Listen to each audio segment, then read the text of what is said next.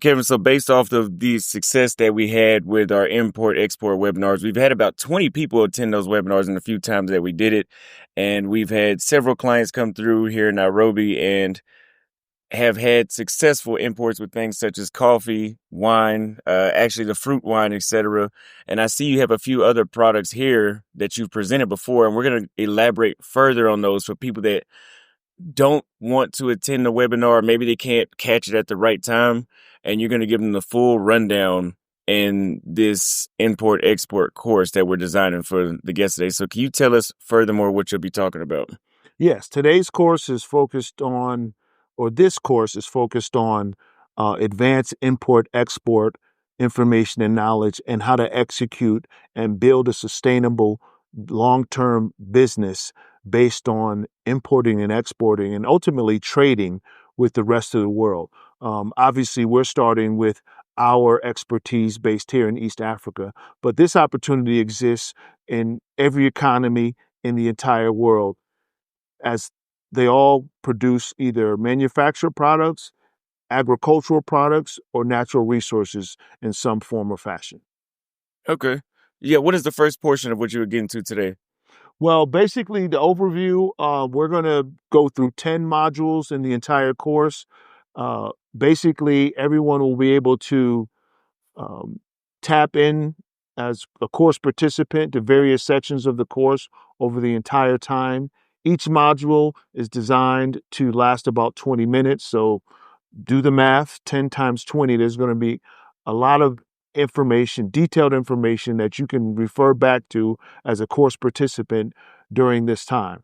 Ultimately, we're going to go over a real case study of an actual client and clients that we currently have engaged in the import export, as well as the engagement that we have uh, as a company in import export.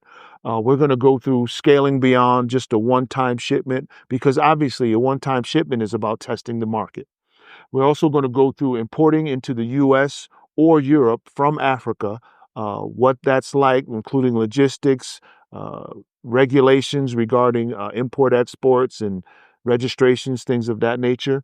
We're going to go through establishing a trusted supplier network, because one of the most important things with dealing with a company across the ocean or even across thousands of miles is understanding that each time you order from the customer, they're going to give you what you need. I mean, the supplier. Okay. Also, we're going to go through logistics from port to door, obviously from port of the exporting country into your particular location would be the importing country, all the way to your door. We're going to go through tariffs, duties, and cost calculations. Obviously, that's a very hot topic now in the entire world, based on some of the tariffs that have recently been introduced by the U.S. government, as the U.S. is still one of the largest markets in the world. So what they do impacts suppliers all over the entire world.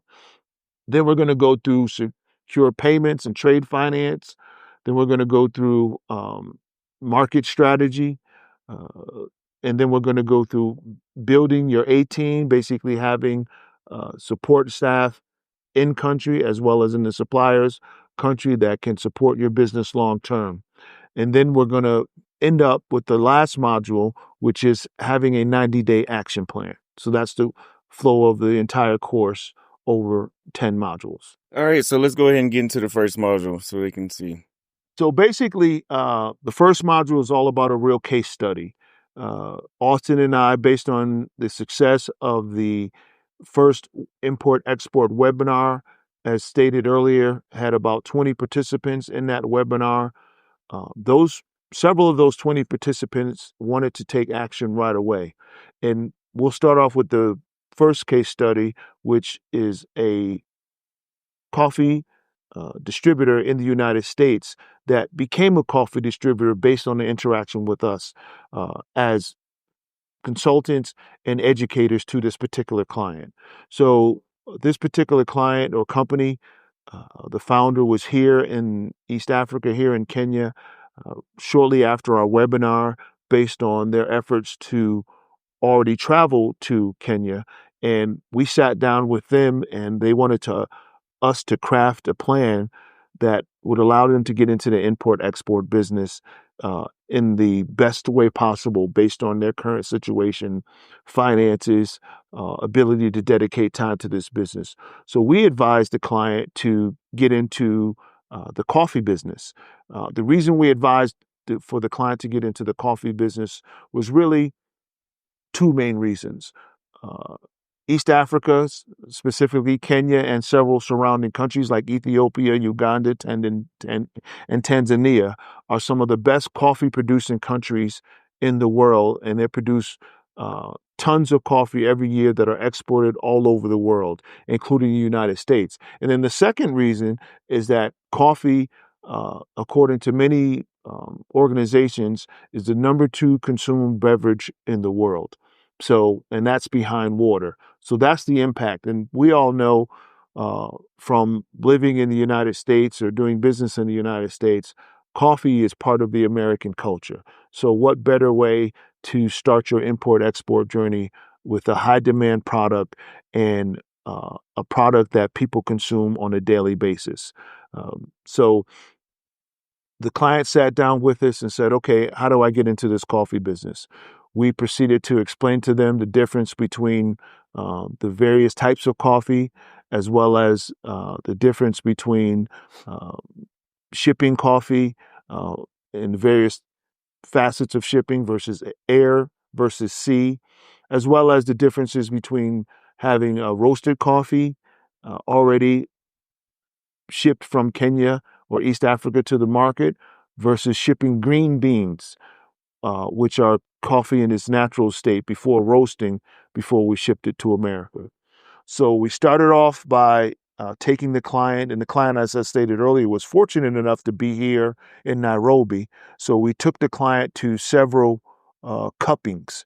Cupping is a fancy word for a coffee tasting, but it is the actual term, the professional term. Luckily, Kenya, being a great coffee producing country, has many what are called Q graders, and these are coffee tasting and roasting specialists that are formally trained by an international organization and receiving a certificate and certification as what's called a Q grader.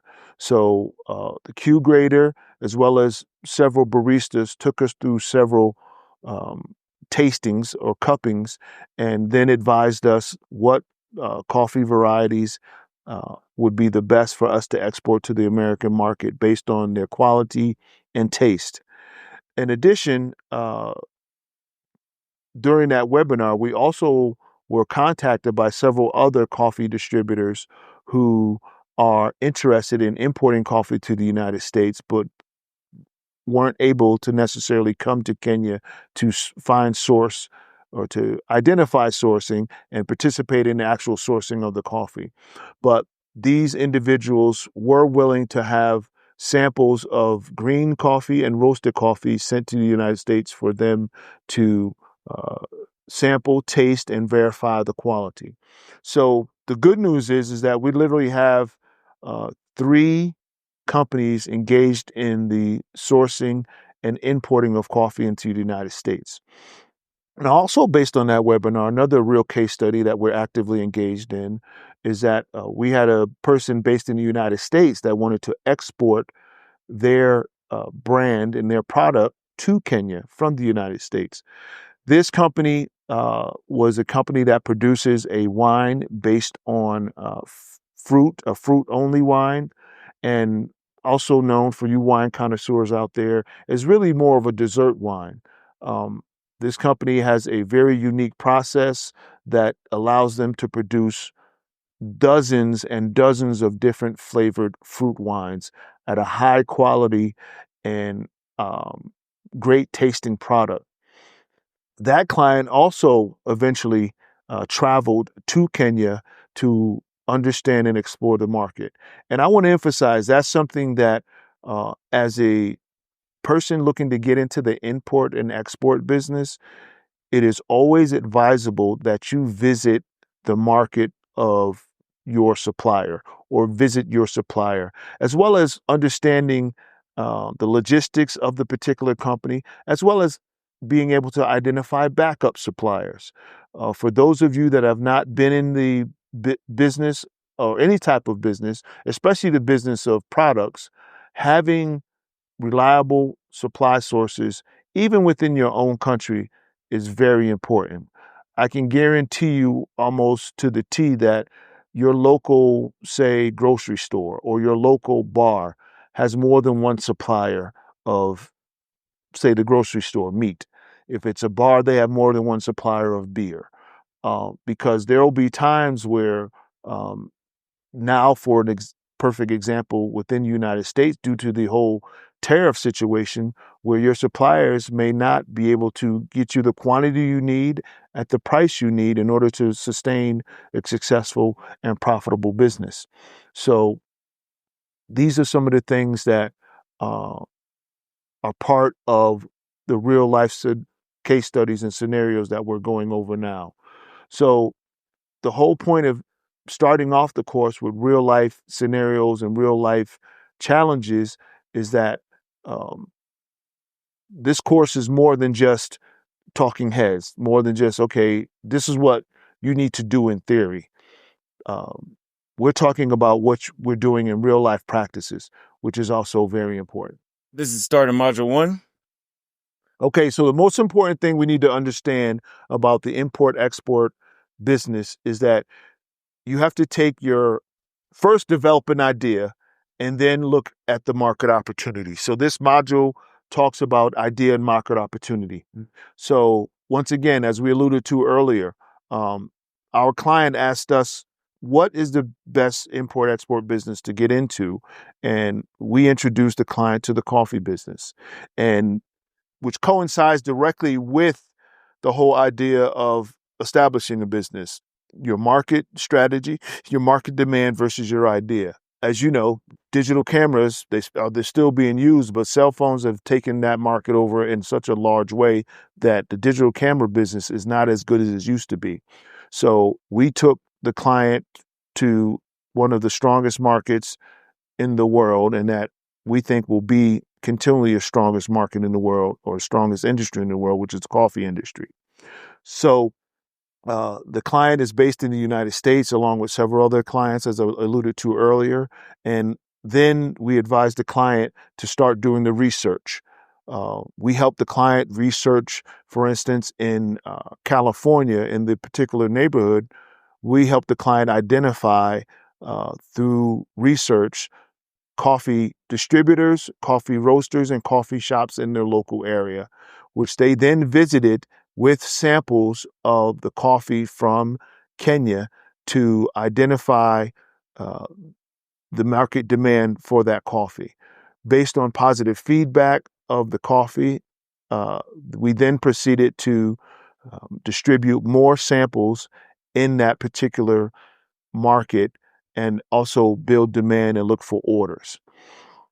Prior to doing the distribution, or in conjunction or simultaneously while we distributed samples, we also looked at analyzing cost uh, versus profit potential.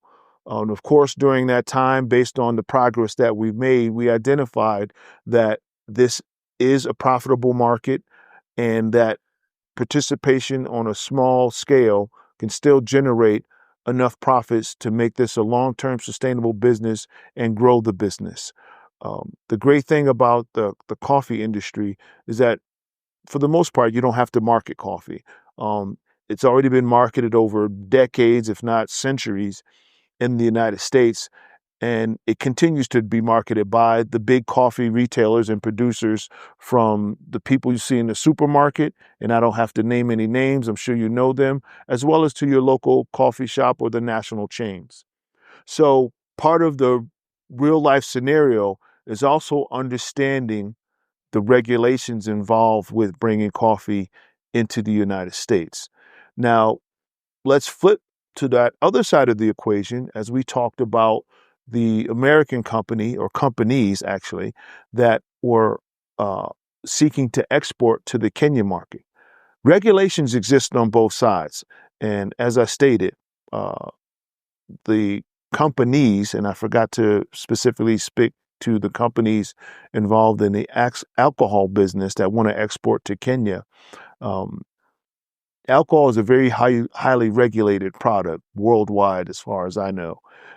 And the regulations to export alcohol to to Kenya are very strenuous and follow different guidelines. So our role is to help the clients understand what are the regulations for importing and documentation needed for importing alcohol into Kenya from the United States. So things such as understanding and securing the necessary import and export license are things that we're currently helping our clients do on both sides of the equation. Helping them prepare key trade documents and identifying those documents, whether they be electronically originated documents or paper documents required to secure in the respective markets.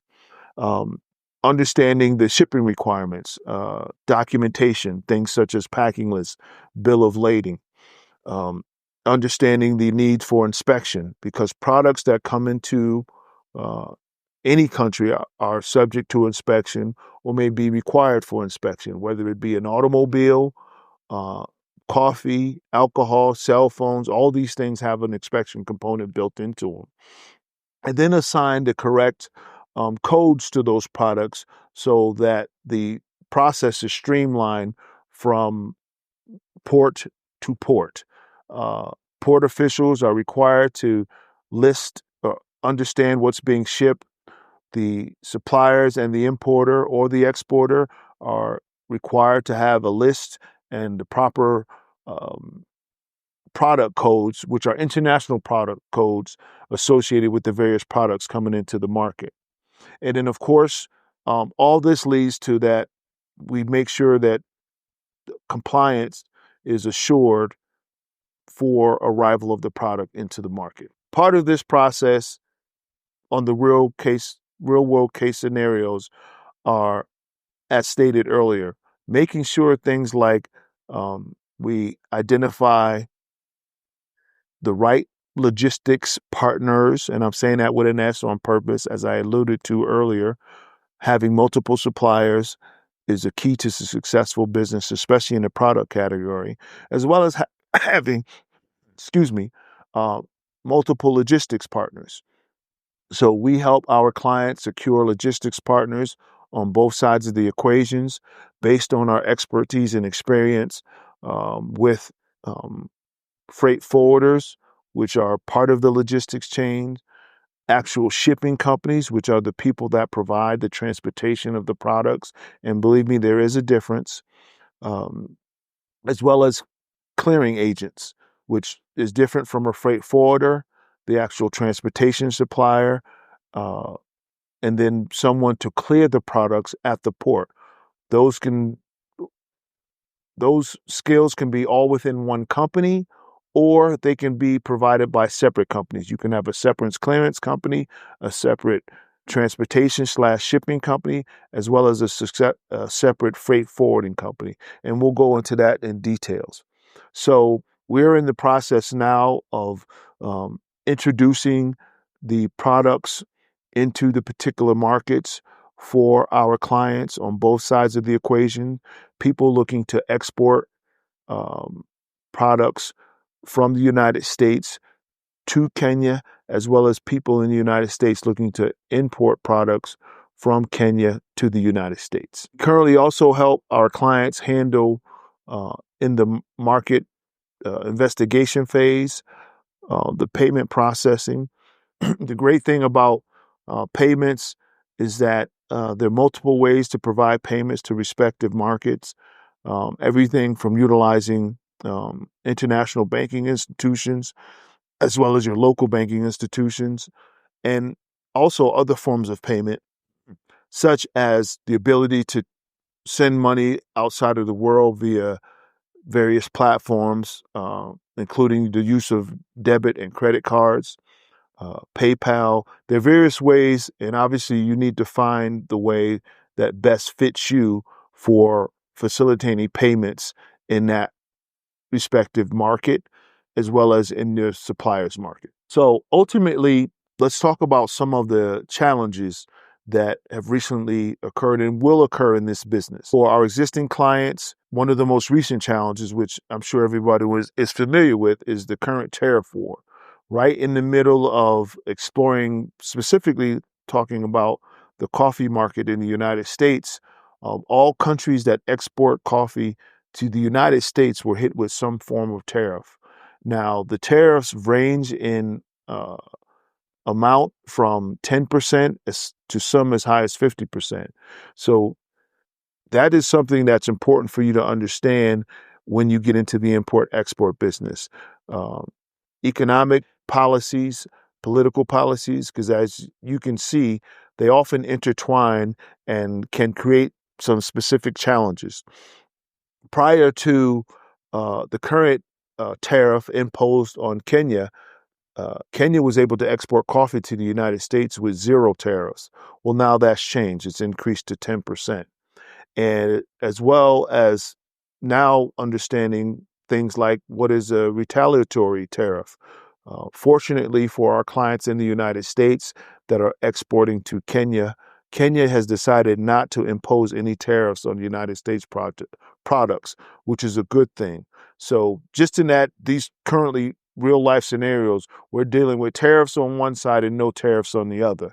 So obviously that's something we have to understand and pay attention to. But you as a business owner have to do that as well, because at some point your business will be done directly between you and the supplier without the assistance of Austin Holleman and myself, Kevin Morrison. So our goal is to get you set up and then eventually allow you to have a sustainable business that will last for years, decades, um, generational type of impact in trading. Just to give you one quick story, we live in the information age, and of course, there's a ton of available information. But I recently came across a video where a Nigerian was visiting another part of the world and was interviewed and clearly explained to the interviewer that this individual and their family's company were in the third generation of trading with that other nation. So as a Nigerian, they had been trading from his grandfather's time to his father's time to his time, trading products. And Nigeria is a perfect example of a country that's been trading with the rest of the world for centuries. So this is the understanding, giving you some real life case scenarios. We'll go into more details on the real life scenarios when we talk about things such as profits and deep dive into logistics. Let's do the key takeaways from the introduction in Module 1. So the key takeaways are as follows. The import-export business is a full journey business and a full journey effort, starting with the idea, then sourcing, then compliance, then shipping, then payment. Once again, the ideal, because your ideal is valuable, whatever it may be. In addition, you have experts like us to fine tune the idea, support the idea, or give you additional ideas. Sourcing. Obviously, you can't have a successful import-export business without a reliable source, a consistent source, and a quality source. Compliance, understanding the regulations and the changing regulations. Your state or your country may change regulations that negatively impact your business or positively impact your business. Shipping, once again, shipping has been around for centuries and will continue to be the lifeblood of international trade. And then, of course, payment. We're all in this for some type of profit to maintain an income, and we can't do that without payments, which is an obvious thing. So that's key takeaway number 1. Key takeaway 2, every stage of what I just described matters for your success. Import-export business can have situations where your products, based on your lack or the supplier's lack of the ability to provide the proper paperwork, is stuck at the port. And if the products are time sensitive, you're literally losing money by the seconds, let alone the days. Another key takeaway, that's why we discussed the real case studies as part of this module, and we'll be going to those real case studies as we continue in detail when discussing specific aspects of the import-export business. Careful planning ensures smooth trade operations, showing both opportunities and the risks. But careful planning is the key. And once again, having engaged with an organization or organizations, because we're not the only people, obviously, in the import-export business, that help you avoid the risk and trials and tribulations of doing this business. So those are the key takeaways that you should understand from the overview and Module 1.